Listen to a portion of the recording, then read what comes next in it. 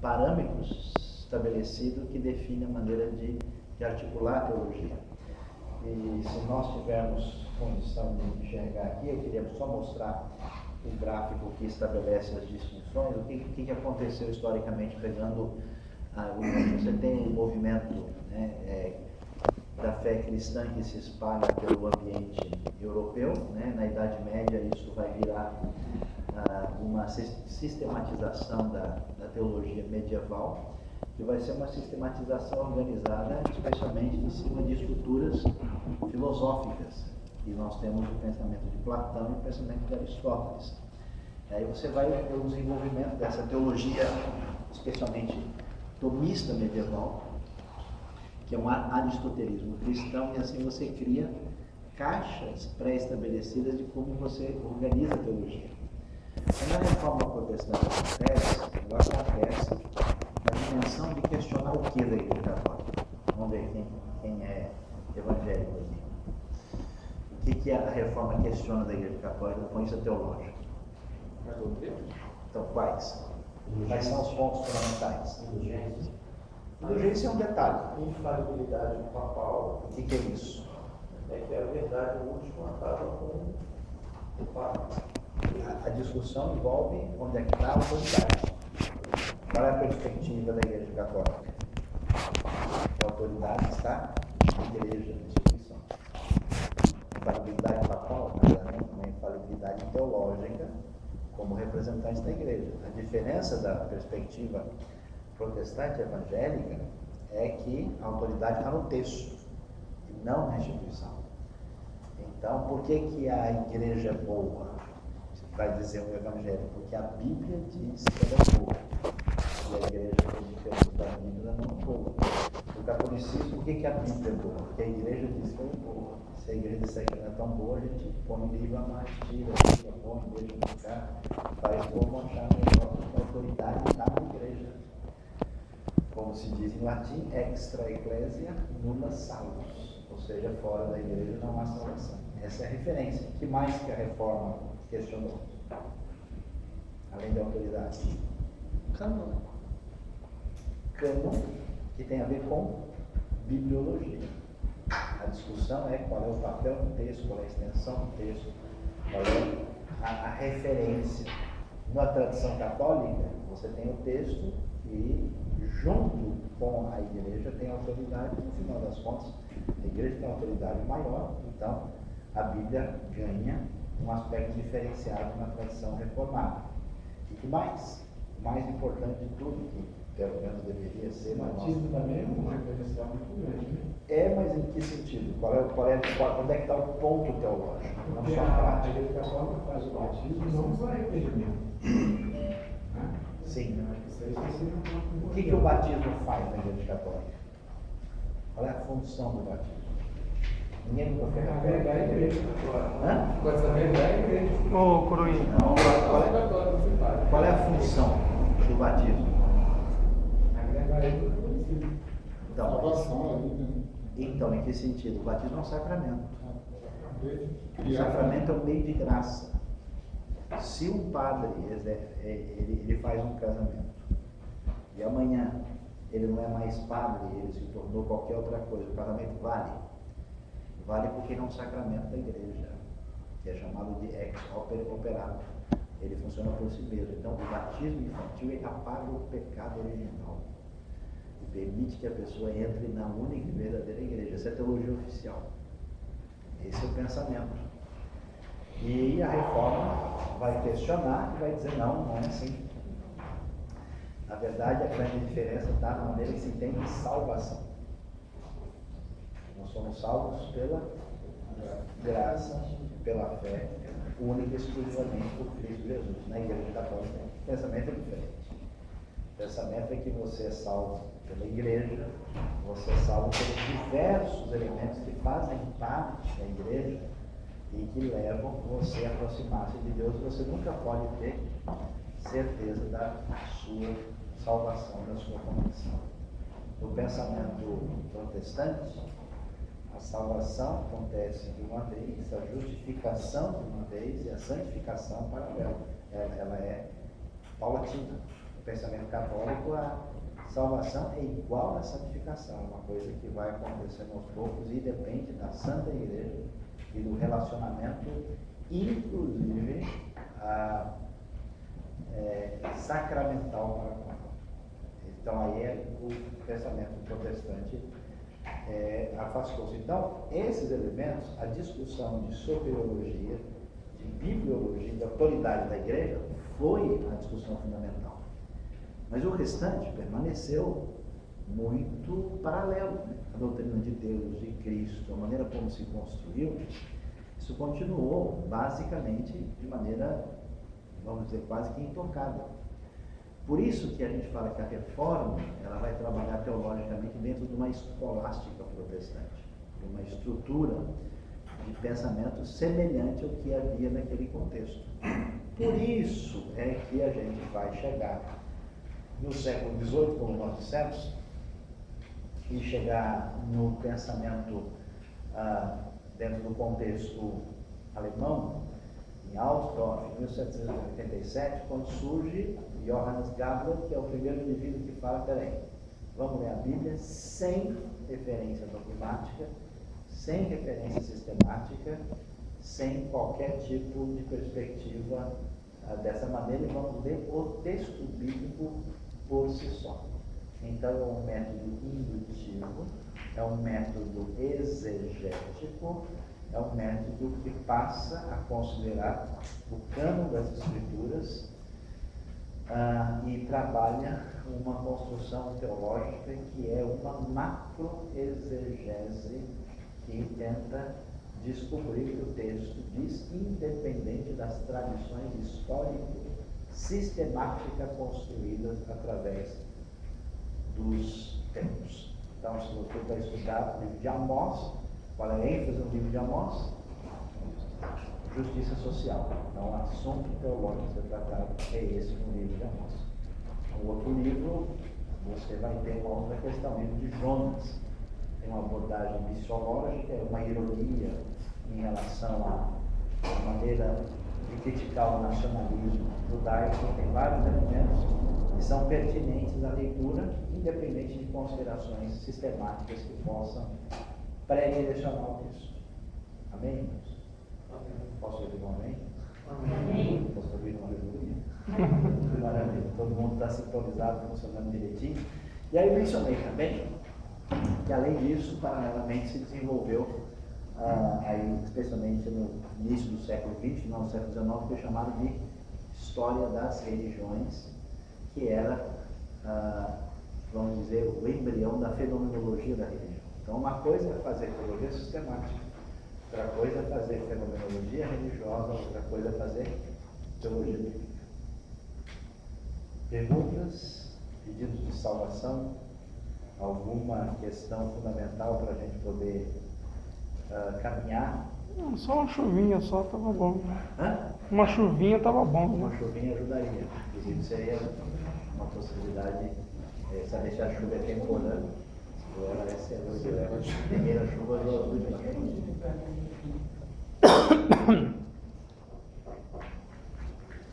Alguma consideração, alguma questão, alguma dúvida? Tranquilo? Vamos adiante?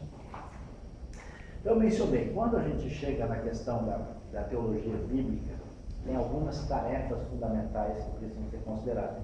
A gente chegou a iniciar e não pudemos prosseguir. Hoje nós temos que contemplar a aula pela fé, porque o projetor não é capaz de mostrar o que está à disposição. Ele fez que o Neto mexeu aí. Hã? Ele fez que o Neto mexeu aí. Neto só Não, quem foi que montou e eu chamei a atenção foi o Juninho ali. O Juninho. Porque aqui está dando tudo certo. Eu acho que ele não está. Aqui acho que não é monitorado. Aqui eu acontece mesmo. Deixa eu... Não tem um de baixo, alguma coisa assim? É que ele nem deu sinal lá, não. Ele está sem luz mesmo. Acho Tem que modo lá? não sei. Tem agora. Acho que vai complicar. Tá ligando a tomada, hein, Hã? Tá ligando na tomada. Ele não está arrumado? Você está na bateria. Sacaneando. Fazer uma oração forte aí que o inimigo está solto. Esse aqui é o azul, né? É sim. O outro não entra. Pronto. Bom, vamos lá. Primeira questão importante quando a gente pensa na construção de uma teologia e pensando em teologia do Antigo Testamento é definir se essa teologia ela vai ser uma teologia descritiva e normativa, ou normativa. Qual a diferença entre as duas? Aponta o fato, a normativa vira norma. O descritivo você só apresenta e não a aplicabilidade dela. Então você tem várias. Isso depende do quê? Do pressuposto do teólogo. Né?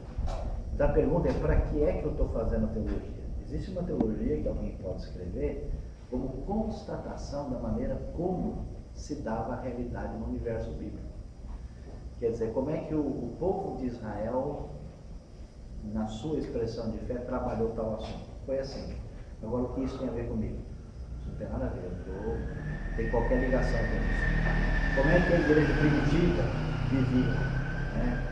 Então, se eu vou escrever uma teologia que eu estou simplesmente descrevendo a distância do texto, é uma coisa. Se eu entendo que eu faço parte de uma comunidade da fé que tem relação com esse texto, quer dizer que a teologia que eu escrevo é uma teologia normativa. Ela serve de diretriz, de referência, de encaminhamento para mim. Isso é importante porque quando você vai fazer, por exemplo, um curso numa universidade que não tem qualquer relação de compromisso de fé, toda abordagem religiosa, se for teológica, que é muito raro, né, ela vai ser absolutamente descritiva e distante. Na maior parte dos casos, ela é simplesmente fenomenológica. Diferente de uma abordagem que eu leio o texto, entendendo que esse texto é referência para a minha vida, referência para a minha comunidade da vida. Isso é muito importante. A teologia deve procurar detectar os conceitos teológicos dos autores bíblicos ou também deve definir normas ético-religiosas a partir da experiência histórica e teológica da comunidade da fé. Será que dá para trabalhar com as duas realidades? É possível manter a atenção, você ser suficientemente descritivo e entendendo que isso tem parâmetro de referência de norma para a gente? Então é uma questão fundamental. Eu acho que a maior crise que existe na igreja evangélica hoje chama-se uso do Antigo Testamento. Por quê? Como é que é a nossa história? Quem que é baptista de tradição? Isso. Como é que é a nossa história? Nós cantamos, né? Lembra lá daqueles hinos antigos? Vamos lá, agora vamos para uma aula da nossa história, né? Diz o hino que vem, pouco importa eu ir morar em alto monte, ou à beira-mar, em casa oculta do outro mim, como Cristo ali é céu para mim. Aleluia, sim é céu, que perdão que concedeu em terra ou mar, seja onde for, é céu andar com o Senhor. Então, a ideia é que eu não tenho nem preocupação com que o mundo que eu estou vivendo, eu vivo numa experiência de fé muito individual, muito de negação da realidade, como um verdadeiro peregrino, assim. Penal, peregrino pelos mundos, não é isso? Só o que acontece? De um tempo para cá, especialmente dos últimos 30, 40 anos, começou a haver uma apropriação da inódia evangélica de uma outra tradição teológica. E essa tradição começou a mexer com o Antigo Testamento. E o Antigo Testamento é o Antigo Testamento. Aí o pessoal começou a cantar umas coisas diferentes. Primeiro, começou a cantar umas coisas mais animadas, muito mais. Lembra dos cânticos? Levantai as vossas cabeças. Começou a cantar salmos, mas tem uns salmos que são complicados. Né? Quer ver um salmo interessante? Leia o Salmo 3, verso 7. Vamos ver o que vocês têm a dizer sobre ele.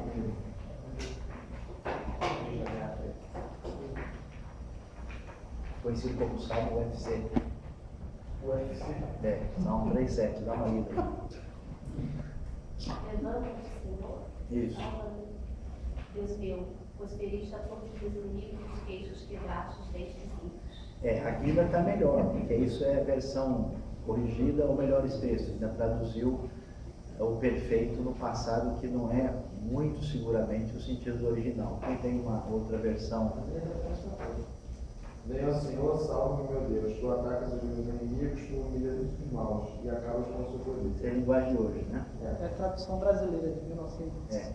Uma possibilidade, o que provar, a provável razão porque as duas traduções estão equivocadas, é que ele está fazendo um pedido a Deus. Esse pedido sugere que esse texto esteja no imperativo. Não sei se alguém está com ele aí ou com uma outra tradução que fala quebra. E não tendo essa multidão de gente que em cerco se coloca contra mim. Não, 3:7. 3:7. Aí você está lendo o quê? Na pastoral? Isso. Pastoral, talvez o versículo está errado, 3:6 talvez ou 3:8. Porque a Bíblia Católica sempre tem versículo diferente em Salmos. O 8, levanta-te, Javé, salva-me, Deus meu, pois golpeias no queixo meus inimigos todos, e quebra os dentes dos injustos. Também traduzido no presente. Provável no melhor sentido é imperativo. Que a Bíblia Católica, você sabe, né? Ela considera o título do Salmo como versículo.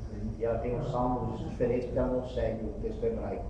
Segue a tradução grega da Septuaginta, então a organização do texto é totalmente diferente. Então, o que acontece? Né? Quebra os dentes dos teus inimigos, se arrebenta. O salmo é um salmo imprecatório. Então, os evangélicos passaram a lidar com o Antigo Testamento e começou a surgir várias coisas. Uma foi, o pessoal começou a fazer festa judaica na igreja, começou a fazer práticas judaicas que estavam na Bíblia, está na palavra. O pessoal adotou a teologia da prosperidade, que demonstra uma leitura imediata de diversos textos do Antigo Testamento. Só faltou não queimar incenso. Não sei se está. Voltar a queimar, usando mais neve. Em alguns lugares já está animado o negócio. E então também até mesmo essa, lembra, até antes que a gente canta na igreja, perseguir os inimigos, os alcancei, persegui, os atravessei, né? Quase que é o Fred Krueger de Jesus. Então o que acontece? A pergunta é o que é que a gente faz com o Antigo Testamento? Como é que é a relação entre Antigo e Novo Testamento? A pergunta é: existe uma teologia do Antigo Testamento sozinha? Não é aquele negócio do pessoal que acha Cristo em cada versículo da Bíblia lá no Velho Testamento? Isso é legítimo? É correto? É verdade? Dá para achar a Trindade no Velho Testamento? Onde? Como? Como é que funciona isso? Será que existe uma teologia do AT independentemente do BNT ou não? Então, poderia dizer que tem texto que é descritivo e outros normativo. São duas coisas diferentes. Por definição, o texto da comunidade da fé é normativo. Ele pretende ser, essa é a razão das coisas escritas. A questão é como é que é a articulação dentro desse texto. O problema é, você tem diversos autores, esses autores têm enfoques teológicos, vamos dizer assim, que no certo sentido existe uma mensagem única, mas dentro dessa mensagem você tem matizes e referências diferenciadas. A pergunta é como é que a gente organiza essas coisas. O que é o Antigo Testamento em relação ao Novo? É uma caixa do lado da outra, a gente pega o que precisar? É um processo evolutivo numa direção de uma realidade superior? É uma realidade anterior que serve de explicação para a realidade posterior, que não vale mais nada e não tem valor? Existe uma teologia substitutiva completa do Novo em relação ao Antigo? Ou não? Se existe, existe onde e até que ponto? Por exemplo, a lei tem valor para nós? Tem. Então, por que a gente não pratica sacrifício? O que da lei tem valor? Em que sentido? Eu acho que de cada 100 igrejas, umas 105 estão perdidas nessas questões. Se a gente for começar a perguntar por que a gente faz isso e não faz aquilo, então, por exemplo, você vê uma crítica, por exemplo, à defesa da homossexualidade como um procedimento normal. Você vai pegar um autor evangélico, ele vai citar o que? Levítico. Mas Levítico proíbe um monte de coisa, inclusive plantar duas sementes no mesmo campo distinto, proíbe ter tecidos de dois panos diferentes. Ele manda usar aqueles, sabe aquele judeu religioso ortodoxo que tem, né, aqueles caixinhos assim, que chama-se peiote. Então, o que vale, o que não vale, e como é que a gente faz essa distinção? Mas essa não é a distinção da direito sacrificial, sacerdotal e legislativa, sacerdotal e sacrificial? Então, essa é uma solução, é uma sugestão. Olha, nós temos sacrifícios, nós temos elementos ligados ao culto no Antigo Testamento que se cumpriram em Cristo, então eles não valem mais. Nós temos leis na Bíblia que são teológicas, que são morais e que têm validade e continuidade.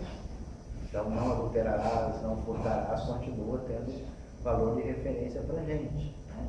E a gente tem outras leis que são sociais, que são políticas, e a gente, como é que a gente lida com elas, tem validade em que sentido. Então, essa tentativa de dividir, como é que você falou, sacerdotal, cerimonial?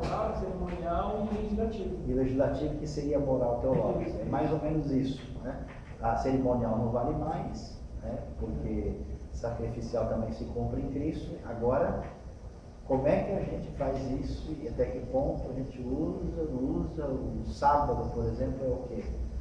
Então, tem discussões sobre isso, né? Então, estou só discutindo o conceito com vocês inicialmente. Portanto, a gente, quando constrói uma teologia do AT, a gente busca o NT ou faz independentemente? Será que a teologia do AT é uma coisa própria do pensamento cristão? Existe uma teologia do AT somente judaica? Que tipo de relação existe entre os dois testamentos? É uma relação de continuidade ou descontinuidade? Você sabe que todo problema político do mundo hoje é um problema de teologia do Antigo Testamento. Qual o maior problema político do mundo hoje? O Oriente Médio. Qual é a discussão que existe no Oriente Médio? Boa noite. Os dois filhos de Abraão na Palestina. Quem tem direito à terra? Os argumentos dos dois lados são principalmente o quê? Religiosos. Da perspectiva muçulmana, que a terra não era deles, eles surgiram depois. A terra, quando eles chegaram, eram dos... Quem? Quando os muçulmanos chegaram na terra de Israel pela primeira vez, quem estava lá? Não. Os romanos, né? Não. Muçulmano e romano, onde? Tá sabendo legal. Os cruzados, né? Não. Turco otomano. Não, turco otomano já é muçulmano. Saiu tomando a terra de todo mundo. Os bizantinos. Isso é tão interessante como ninguém lembra disso. O Império Romano foi cristianizado. O Império Romano do Oriente permaneceu como um Império Bizantino cristão de fala grega. Havia uma catedral lá em cima do Monte do Templo. Os muçulmanos chegaram em Jerusalém no ano 638, sob a égide da guerra de Maomé, e destruíram, invadiram, arrebentaram, mataram, conquistaram e dominaram. Dominaram até o ano 1099, quando os cruzados europeus falaram: não é possível. Esses caras chegaram, mataram todo mundo, arrebentaram com tudo, tomaram os lugares sagrados e vai ficar por isso mesmo. Porque os bizantinos não tomaram isso com guerra. O pessoal foi se convertendo ao cristianismo aos poucos, para não resolver isso agora. Aí os europeus foram fazer as complicadas e terríveis cruzadas e ficaram lá até 1187, lá, quando o Saladino lá acaba conquistando e vencendo. E a partir do século XIII volta a ser domínio muçulmano árabe, e depois os turcos otomando o domínio. E ficam o domínio até 1917. Aí passa para o domínio britânico e depois do Estado de Israel formado. O argumento do muçulmano é: por que a gente não devolve essa terra para ninguém nunca? Porque é o terceiro lugar mais importante do Islã sagrado, depois de Meca e Medina, e o Islã ensina que as terras, uma vez islâmicas, serão islâmicas para sempre. A gente não abre mão. Da perspectiva judaica, qual é o raciocínio? Deus disse, essa terra eu dei a Abraão. Um juramento dado para ele. E a terra foi dada. Tem várias descrições no Antigo Testamento. Israel passou pelo seu sofrimento, pela sua luta, haveria de voltar para a terra. Voltou para a terra, está próxima à redenção, a Geulah, na teologia judaica. Então, essa terra que é dada aos descendentes de Abraão, Isaac e Jacó, retornará para eles e, portanto, os religiosos dizem que essa terra pertence a eles. E aí vem a discussão no meio cristão. No meio cristão tem duas tendências. Uma é que Israel acabou e desapareceu. Não tem mais nenhum lugar para Israel na Bíblia, uma vez que Cristo veio e o Evangelho se espalhou para as nações. Portanto, não tem nenhum sentido discutir o valor da terra. Mas um outro grupo diz que não, que Deus falou para Israel e a promessa vai se cumprir e independe da igreja, porque Israel continua existindo, não na sua função soteriológica, mas na função da relação com Deus. Portanto, a terra pertence aos judeus e será dada no momento certo. Então, o que dificulta qualquer possibilidade de discussão é uma questão hermenêutica teológica do Antigo Testamento, que complica o meio de campo lá e dificilmente tem solução, porque essa turma, para conversar um com o outro, teologicamente não será tão fácil, a não ser que alguém aqui ajude a eles entenderem. Então, como é que funciona? Que tipo de relação existe entre os dois testamentos? Continuidade ou descontinuidade? O que aconteceu lá? Tem prosseguimento ou não tem prosseguimento? Continua ou descontinua? Em que medida? Como é que a gente pode trabalhar uma unidade da mensagem da Bíblia sem desvalorizar o Antigo Testamento? Se você desvaloriza, então você anda com a Bíblia só um pedaço. O que você faz com o Antigo Testamento?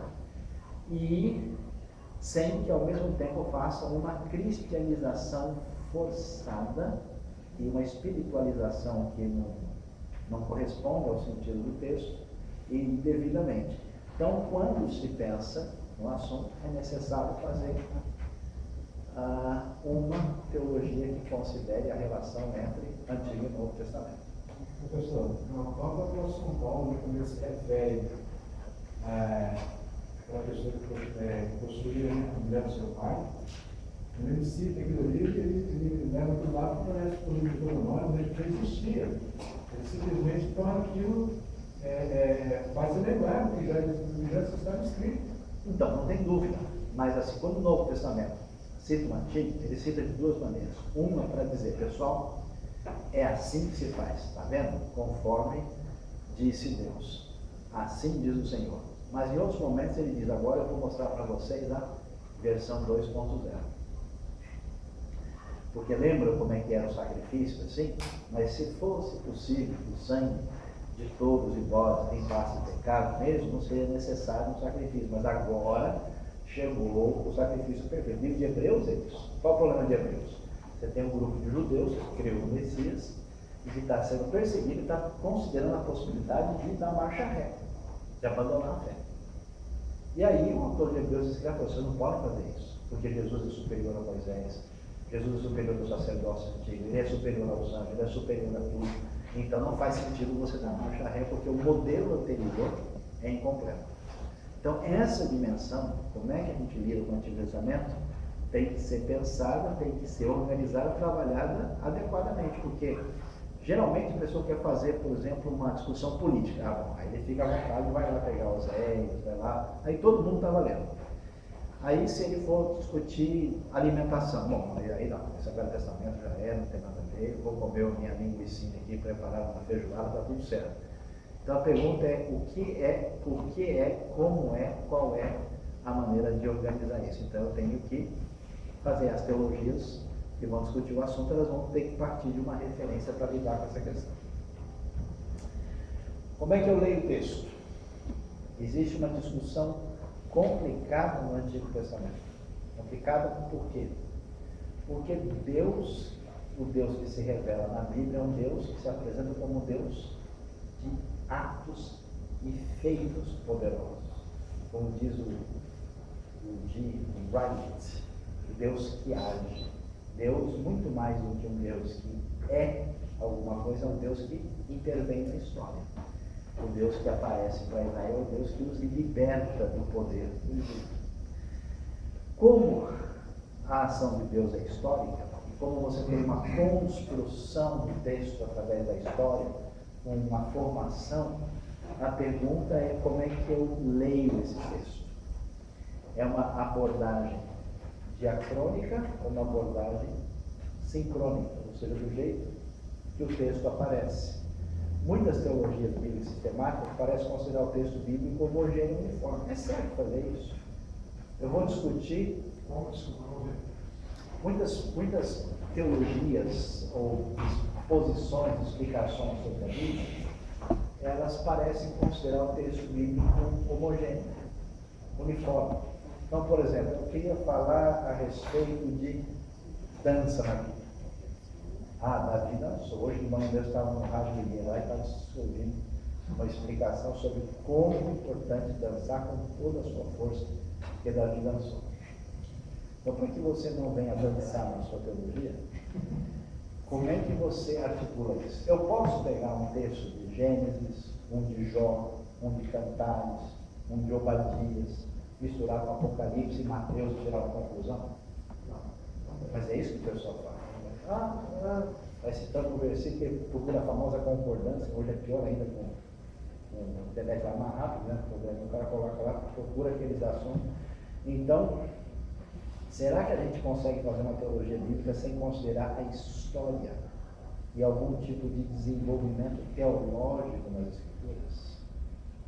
Para vocês entenderem isso, eu vou numa das aulas mencionar para vocês como é que a questão da justiça de Deus diante da problemática do mal e do pecado na realidade humana, como é que ela é trabalhada em camadas diferentes dentro do texto bíblico.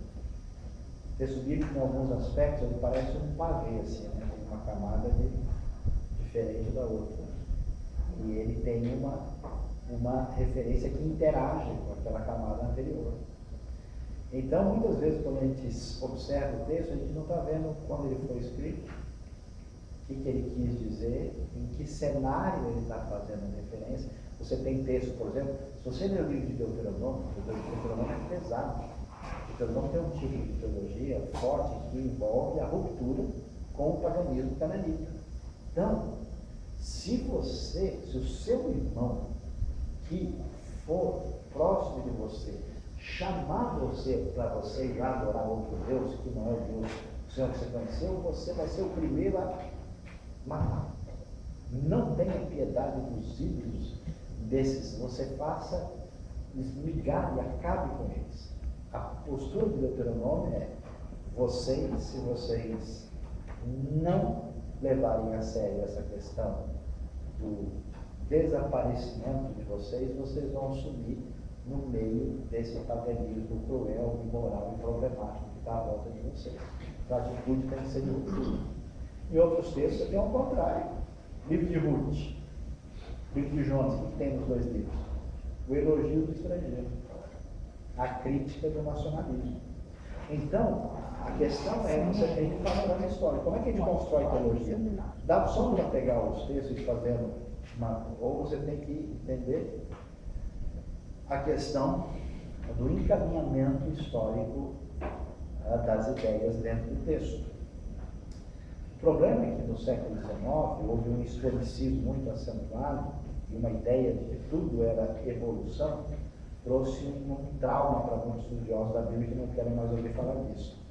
No entanto, não dá para a gente tentar construir uma teologia sem considerar que a gente precisa observar a questão da história do texto, igual o material de crônicas, né? Como é que você entende crônicas?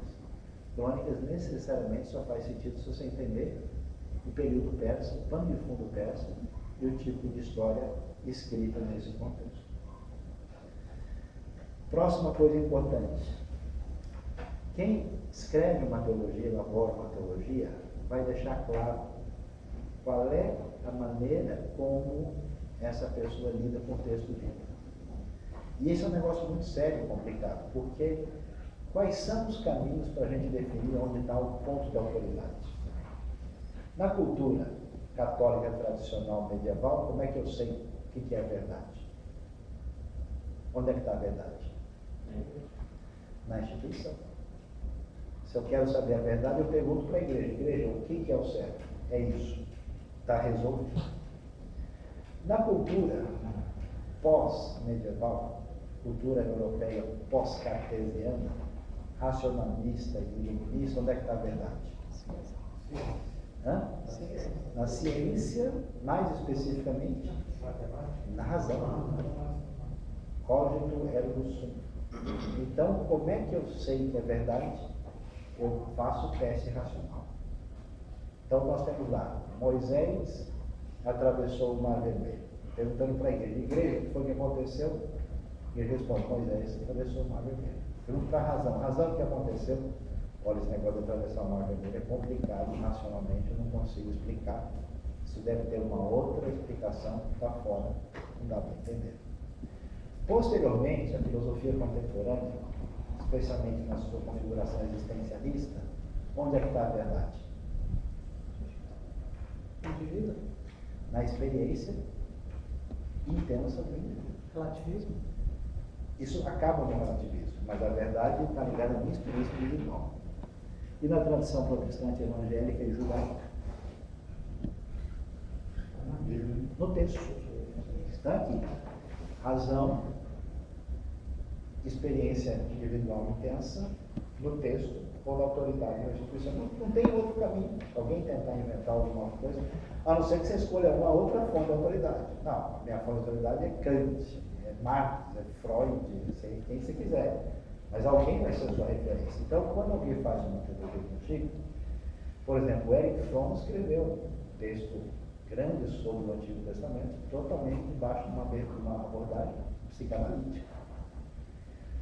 Mas uma teologia bíblica, por mais que ela queira ser isenta, ela não tem como deixar de trabalhar com pressupostos. Então, um dos mais importantes é a gente entender que tipo de lugar eu dou para a autoridade da Bíblia. Que tipo de hermenêutica? É uma hermenêutica de afirmação do texto ou de suspeita do texto? Se ela é de suspeita do texto, cada vez que o texto disser alguma coisa que não me encaixar no meu sistema, eu vou tentar dizer que deve ter alguma outra explicação que não é essa que está aqui. Então, eu tenho uma outra chave hermenêutica guiando o texto por trás. A gente tem condição de lidar com o texto de maneira afirmativa, se a gente não tiver uma relação de empatia com ele. Quando há um outro referencial externo comandando a hermenêutica, é difícil construir uma teologia bíblica que reflita o texto. Vai sair um material recente, feito por um cara que trabalhou em Hollywood, na Paramount, sobre o dilúvio. Eu vi o cara pessoalmente dando uma entrevista lá em Chicago, e o cara fez um negócio sobre o dilúvio. Aí é engraçado o que ele diz, né? A entrevista dele. E como é que é o seu trabalho? Não, eu tentei mostrar no filme aquilo que o texto apresenta. É simples. Quer dizer, ele não tentou pintar um quadro diferente. Se fez direito ou não, a gente vai ver. O ponto de partida é esse. Professor, quando o senhor falou aí da questão do texto, você olhar o texto e tentar, aquilo não se adaptar ao teu sistema, você achar que deve ter uma outra forma de interpretar aquilo ali. Mas quando o senhor está falando de interpretar o texto e olhar o texto, o senhor está falando não do texto bruto, mas depois do trabalho, porque, por exemplo, ontem a gente teve nas duas aulas de exegese ontem, de Antigo e Novo Testamento, a questão de você tem que fazer um trabalho até um pouco mais técnico antes de você entender o texto. Então, mas vamos lá, você não tem o texto. Você tem uma tradução em português do século, não sei qual século, aquela que você tem na mão, e você está lendo aquele texto. Mas o texto que a gente se refere é o texto que é a referência. É o texto, o seu original, o manuscrito que a gente tem à disposição. Então, o que acontece? Se eu quero entender o texto, eu preciso entrar naquela realidade. Então, a exegese é a arte de entender o texto a partir do seu contexto original, em função das ferramentas disponíveis, que envolvem arqueologia, literatura, a história, a linguística, etc. E esse produto, você está falando, se ele não se encaixar no meu sistema, Não, o que a gente tem na nossa cabeça não se encaixa em sistema nenhum, a não ser na nossa não, eu cabeça. digo o produto de todo esse trabalho, exegético. Não, aí sim, aí você se aproximou do texto. Agora, se você pega um autor mais hermeneuticamente liberal, ele diz, não importa o que diz o texto. É inútil estudar linguística e fazer exegese e gramática. Porque ele acredita, porque ele participa de um negócio chamado agnosticismo hermenêutico, que sugere que você nunca vai ter acesso ao texto. O texto se perdeu para sempre. Então, já que é assim, o que o texto faz? Aí ele vai dizer uma coisa muito diferente, que chama-se exegese, não exegese. Ele vai dizer que a gente tem que entrar dentro do texto. E como abordagem da vida dessa perspectiva existencialista, ele diz que uma experiência de fé poderosa, ou comunitária, seja o que for, produzir o texto. Quando eu leio esse texto, ela desperta alguma coisa em mim. E aí eu construo uma nova realidade em função desse contato com o texto, que não é uma hermenêutica objetiva, mas é abrir os horizontes da minha expressão espiritual, religiosa e existencial, que me faz produzir vida, realidade e transformação a partir disso. Uma hermenêutica bastante diferente. Esse pessoal não está preocupado se eu vou pegar aqui o texto e dizer se eu tenho um genitivo, objetivo, se esse é um auristo ingressivo, se o imperfeito é frequentativo, se a preposição, esses argumentos, entendeu? É outra abordagem, mas a ideia, assim, para quem leva o texto como referência, necessariamente é prestar atenção ao sentido do texto. Até porque é muita loucura você imaginar que a sua experiência individual é referência para a abordagem da realidade. É um narcisismo razoável. O mundo depende de como eu me vejo e sim. A realidade é muito mais complexa do que isso, fica difícil.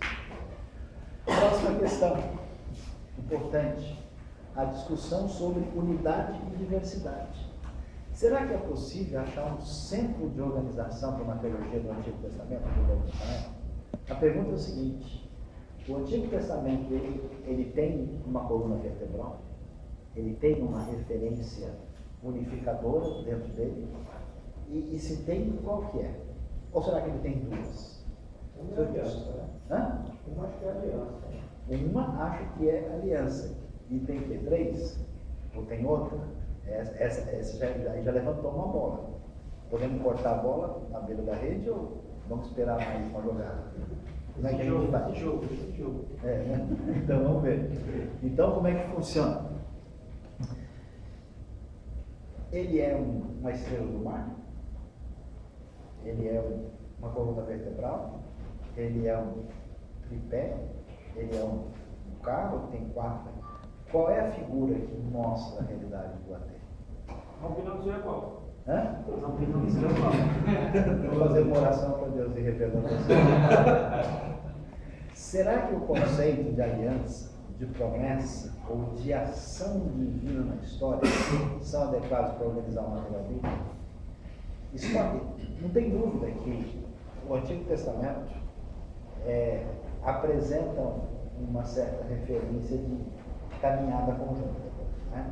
Agora, essa caminhada conjunta que articula os textos, qual é a sua referência principal? A aliança é uma das melhores sugestões já apresentadas. Até porque tem aliança de tudo quanto é lugar. A aliança de Deus com Noé, tem a aliança de Deus com Abraão, olha aí, duas versões. Tem a aliança de Deus com Moisés, tem a aliança de Deus com Davi, tem promessa de uma nova aliança. Então, mas essa aliança ela ia ter que, para sustentar, ela ia ter que servir para todos os livros do Antigo Testamento, né? Onde é que a gente acha ela em Cantares em Salomão? É isso que eu ia falar, tipo, Eclesiastes, Cantares, isso vai servir para lá, eles não voltam a aliança. Exatamente, esse é o elemento problematizador. E às vezes você pega um teólogo que escolheu a aliança, e mesmo que o dedo não caiba, ele põe a aliança ali. Ele força. Então, às vezes, o cara acha que aliança e que você olha para onde é que ele achou, não sei, né?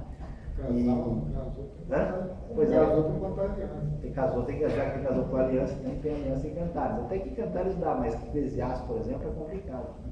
Salomão teve mais. É o rei das alianças, então está tudo certo, né? Então, será que essa abordagem seria forçada pelo fato de existirem vários centros de organização de texto? Essa é uma questão que não dá para a gente negligenciar. Além disso, a diversidade presente nas escrituras levanta uma outra questão. Existe uma teologia bíblica, do ateu, do herteu, existem várias teologias. É bem conhecido o fato de que teólogos, por exemplo, mais liberais, levaram a diversidade bíblica às últimas consequências. Então, o que aconteceu? Antigamente, todo mundo lia a Bíblia do ponto de vista confessional. Tudo que era certinho. Aí o pessoal, a partir do século XVII, principalmente, começou a ler a Bíblia, mas espera aí, esse negócio é diferente no outro versículo. Mas espera aí, essa história aqui, ela está contada agora, mas tem outro aspecto. Mas espera aí, tem quantas genealogias em Mateus lá? 14, 14, 14, são 42, né? Se você contar, vai descobrir que tem 41. Por que 41 igual a 42? Ninguém conta isso, né? Porque Davi fecha uma e abre a outra. Então, tem várias questões. O pessoal começou a prestar atenção e disse assim: peraí, não, esse negócio aqui está mal contado.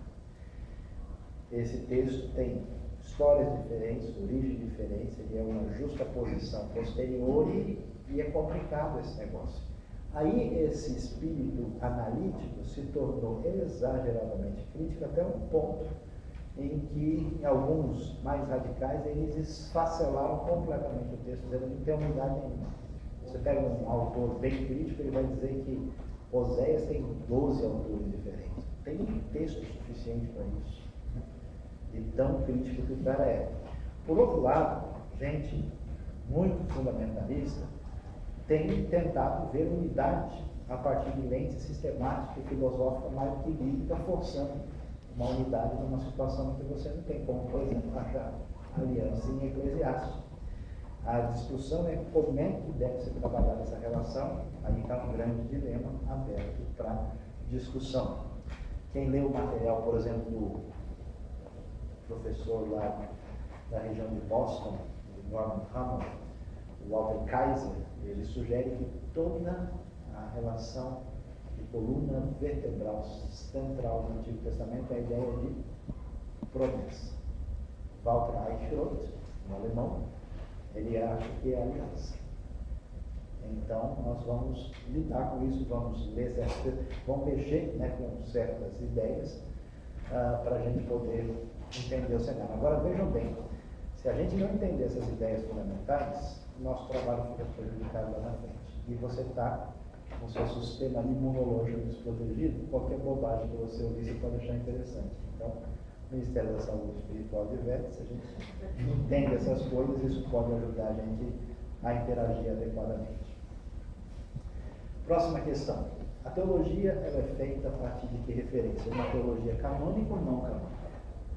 O mais simples que isso possa parecer, a gente vai escrever uma teologia do Antigo Testamento, a gente vai citar Macabeus, podemos citar os escritos paralelos do Antigo Oriente Próximo, para fazer, já que tem uma certa semelhança literária ou poética, ou até alguma possível afinidade teológica, é possível fazer isso. Teologia do Novo Testamento, a gente pode citar Clemente de Roma, a Epístola de Barnabé, pode incluir junto? Não, ou sim. Mas elas são parecidas, mais ou menos a mesma coisa. A referência histórica da igreja, que nós temos uma referência chamada canônica. Existe um texto paradigmático que diz respeito à maneira como a comunidade da fé deve se entender, esse é o texto canônico. Nesse sentido, a gente deve perguntar qual é o papel dos outros textos que não são canônicos e que tipo de referência eles merecem dentro de uma discussão teológica. Que ponto ele deve entrar, como se faz isso, se a teologia é construída dentro da comunidade da fé, a igreja deve se perguntar se os parâmetros dessa dogmática cristã e esse fator do material extracanônico deve restringir a teologia a uma abordagem completamente canônica. Não. É lícito, é pertinente, é adequado, faz sentido, a gente usa em que medida? Essa exegese bem rebuscada a coisa, ele tem que trabalhar, ele deve trabalhar também esses textos que estão fora?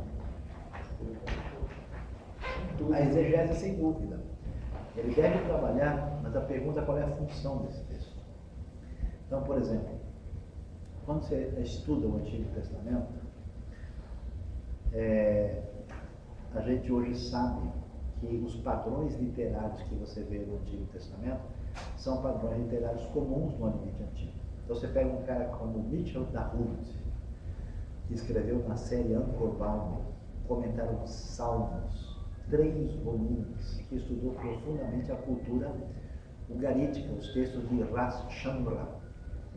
E aí ele vai perceber que existe uma semelhança de estrutura entre os salmos e os poemas ugaríticos. Então ele fez uma análise, às vezes ele chega a conclusões um pouco particulares, mas a análise, maneira de estudar os salmos, que foi muito pertinente e escreveu 3 comentários gigantes sobre o assunto, que de fato é pertinente. Por exemplo, o pessoal descobriu as famosas estruturas quiásticas. O texto era escrito A, B, C, D, D, C, D, A. Para a pessoa não esquecer, descobriu-se que os textos legais do Antigo Testamento são textos que faziam parte da realidade do mundo antigo dos contratos que existiam, o contrato de suzerano vassalo, o contrato de concessão de terra. Então, toda essa questão literária, ela é fundamental para se entender que tipo de documento eu tenho, como é que se lida com isso. Ao ter acesso a esse material, isso é fundamental e importante para que eu faça uma exegese literariamente responsável. Isso é uma coisa. Agora, eu pegar um texto da Suméria e dizer, isso aqui é a palavra de Deus, ou para eu pegar um texto lá, um poema a Baal, e dizer que isso é um texto de fé tão importante quanto o texto de Deuteronômio, é um outro assunto. Então, é onde é que você usa e qual é a referência que tem aqui. Ou mesmo outro texto literário cristão hebraico, que é importante, que é valioso, significativo, mas ele não tem referência canônica. Até porque se a gente resolver abrir, você pode aproveitar e escrever o seu e colocar lá. Tem bastante gente tentando fazer isso, sem qualquer tipo de restrição ou receio. No mínimo, esses outros textos extracanônicos, eles vão ajudar o exegeta a entender melhor o contexto que aquele texto canônico foi escrito. Absolutamente, com certeza. Entender contexto, às vezes esclarece, né? Amplia, dá para ter a visão. Agora, não quer dizer que o texto extracanônico seja referência de conduta, ele é referência de compreensão da realidade. Nesse sentido, qualquer texto daquele contexto é pertinente ao fato de lançar luz sobre a realidade. Tem além desses textos canônicos, extracanônicos, tem textos triviais aí? Textos como? Da mesma época? Sim, a gente tem vários textos que são importantes, ligados ao Antigo Testamento e que trazem luz sobre isso, quantidade grande. Por exemplo, as cartas de Amarna, cartas descobertas em Amarna, capital do Egito, na época aí do século XIV, XV antes de Cristo, e que são cartas de correspondência do faraó com as cidades de Canaã. Mais ou menos umas 300 e poucas cartas. Eu vi 21 delas no Museu do Cairo, no Egito, e elas mostram como é que eram as cidades em Canaã antes dos israelitas chegarem. Você tem as tábuas de Nuzi, uma cultura semítica ocidental que mostra costumes da época patriarcal de uma maneira muito interessante. Através das tábuas de Nuzi, eu vi uma exposição da cultura de Nuzi no Museu Semítico de Harvard. Muito interessante. Essa cultura mostra, por isso, o que aconteceu com Abraão, Agar e Sara. tipo de costume que havia, como é que muitas dessas, depois eu posso dar uma lista para você de tudo que existe hoje e que foi descoberto, que é fundamental. Com licença, desculpa. A Leste está querendo começar a capela. Ele pediu para avisar. Tá, mas ele não é Mais uns 8h15? minutinhos, ela te pediu para aguardar. Ele não é 8h15 que faz? 8h15. Então são 8h09. Não, então, a Leste ela veio perguntar, a Teresa pediu para avisar. Tá bom, então só temos 5 minutos e meio. Então. Finalmente, a relação que a teologia bíblica e o Antigo Testamento tem com a teologia sistemática.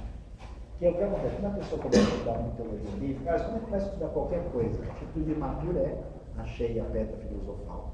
Agora viveremos felizes para sempre, forever and ever, amém. Aí a pessoa começa a pegar aquele campo de conhecimento e elevá-lo como a resposta para todos os problemas da vida, dor nas costas e qualquer coisa mais. Então, a teologia bíblica é a teologia exegética, é importante para compreender o texto, ela é valiosa, mas não quer dizer que a teologia sistemática não tem valor. A teologia sistemática é necessária em função de que é impossível abordar o pensamento teológico sem estar dentro de uma época onde tem uma abordagem da realidade necessária a ser feita a partir do paradigma que se vive. A teologia, por definição, tem que ter um enfoque contextual, ela tem que trazer respostas. Então, nesse sentido, será que dá para construir uma teologia bíblica sozinho, sem estar em fragmentação e que ficasse sem direção e acéfalo? Eu conheço gente que, ao ler a Bíblia, se perdeu mais pela sua postura do que pelo texto, porque foi por um caminho e depois elaborou um monte de coisa e não consegue, né? Ele jogou a cabeça no chão e não consegue montar. Aí a pessoa fica perdida no processo. Que tipo de relação deve haver entre a sistemática e a bíblica? Dá para trabalhar complementaridade? É importante ressaltar que doutrinas fundamentais, essenciais da história da fé, como a Trindade e outras mais, elas foram elaboradas sistematicamente, e do ponto de vista da teologia bíblica não dá para você fazer muito, porque não é tema de nenhum texto particularizado. Então é necessário um diálogo fundamental e uma abordagem complementar entre as duas partes. Ok? Então, diante disso, a gente encerra aqui. Eu vou passar, que eu estou com o e-mail de vocês, e na semana que vem a gente começa a lidar com o texto propriamente dito. Eu vou passar as páginas exatas que vocês deveriam ler do Gerhard Hassel para entender a complementação, e a semana que vem a gente começa a lidar com os elementos fundamentais da teologia do Antigo. Eu vai disponibilizar as páginas de livro que tem de Sherlock em alguma página, alguma coisa? Sim, eu vou fazer isso, eu vou dar uma olhada, eu não sei se a biblioteca tem isso disponível fácil, se ela tiver, aí eu dou uma olhada, se ela tiver, se não tiver, aí eu posso deixar aí elaborado e pedir para o pessoal me ajudar a deixar disponível, tá bom? Gostaria que todos fossem para a capela, temos avisos importantes, temos coisas valiosas e a gente então se encontra lá nos próximos minutos. Chamada? Chamada. Nós não temos ainda a folha disponível. Se vocês pudessem me passar uma folha de nome de todo mundo, eu agradeceria, porque a pessoa não entregou ainda. Mas também, se quiser, a gente acerta.